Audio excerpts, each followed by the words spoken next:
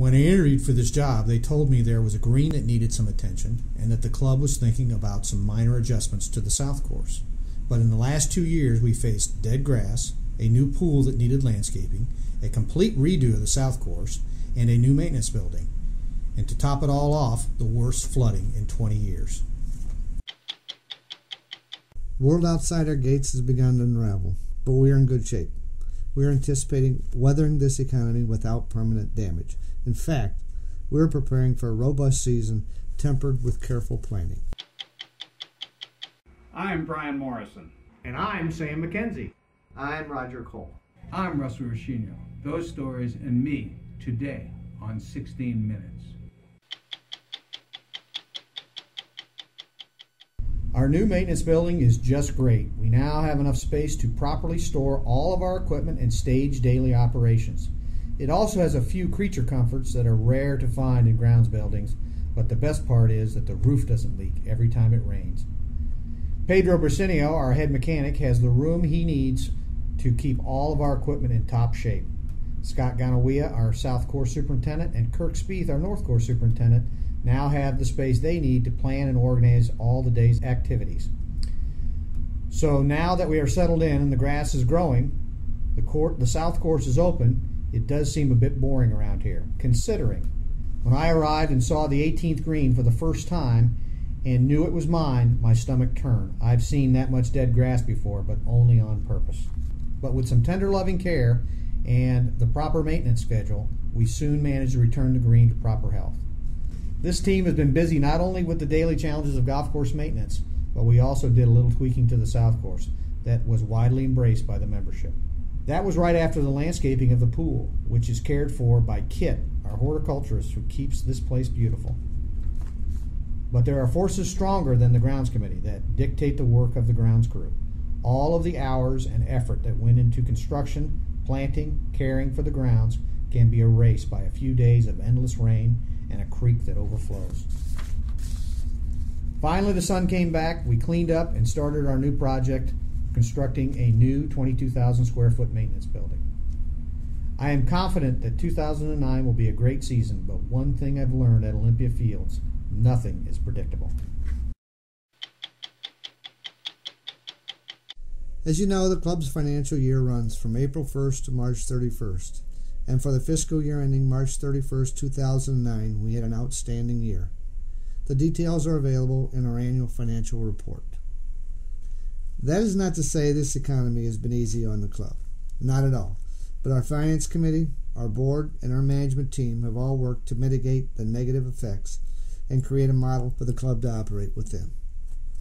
Some members had to take a leave of absence to reassess their personal situation. But at the same time, we have new members joining our club and using the facilities. And within the operating budget of over $9 million, the facilities are used more than ever. Keeping the club cupboard stocked, but not overstocked, and ready for the season, negotiating quality and pricing, and keeping exact count on $2 million worth of food, beverage, and supplies is an important component of what we do. Our purchasing agent, Eric Hurley, runs the department. He works with our vendors and supports our staff, ensuring the members get the best possible products and the club pays the best available price. Lori May keeps the vendors straight when she's not servicing member billing issues. Managing the club's asset covers a great deal of territory and responsibility. In today's world, we can't be too diligent. We have a great club and a great team overseeing every aspect of our finances. Being the director of golf at Olympia Fields is the culmination of a dream for me. I started off as an assistant pro at Oakland Hills in Detroit, where they've had many U.S. Opens and PGA championships, and at that time, I knew for me, the pinnacle of my career would be to be the head professional director of golf at my own U.S. Open club. They say to be a great player, you have to win a major. Well, to be a great club, you have to host a major. When I pull into the clubhouse on a daily basis and I see the 18th green, I think of Johnny Farrell holding an 8-foot putt to beat Bobby Jones in a 36-hole playoff to win the 1928 U.S. Open. I think of Walter Hagen pulling up in a Stutz Bearcat in 1925, getting ready to win the PGA Championship in his +4s. The next time you play 15 North, just remember that in 1968, Jack Nicklaus hit a driver and a 1-iron onto this green to capture the Western Open. These are the kind of moments that go on forever at Olympia Fields. Not many guys get to call a 110,000 square foot Tudor clubhouse their home.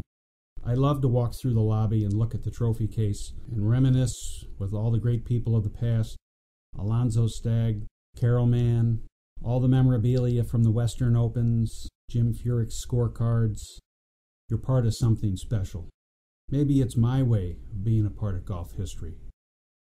Some of my favorite days at the club: Stag Saturday, out on the great patio with the scoreboards up, tallying up all the results of the flights to see who's going to be in the shootout. And sometimes I wonder if Chuck Tanis isn't looking down on me just to make sure that I do things right, carry on his legacy of 32 years. The greatest thing about any club are the members. Olympia Fields is unique. We don't have prima donnas. We don't have big shots. Everybody's a friend.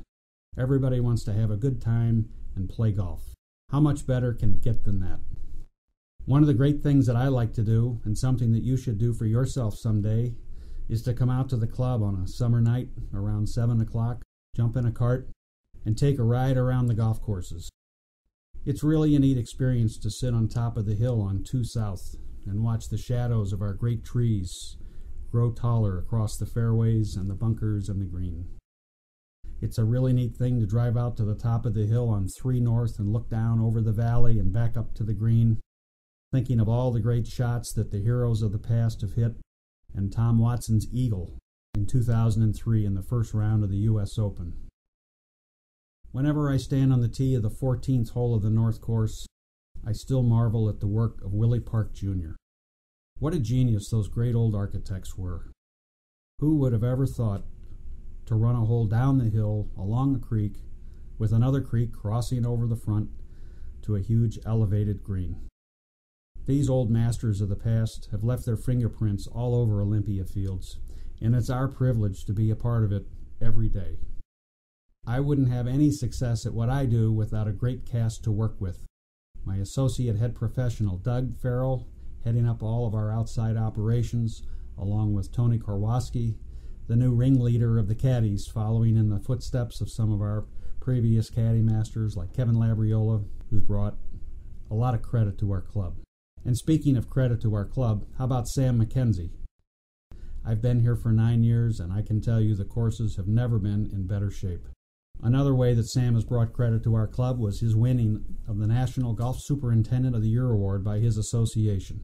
Even though Sam downplays it, he deserves every bit of it, and we're really proud to have him on our staff and to be able to work with him on a daily basis.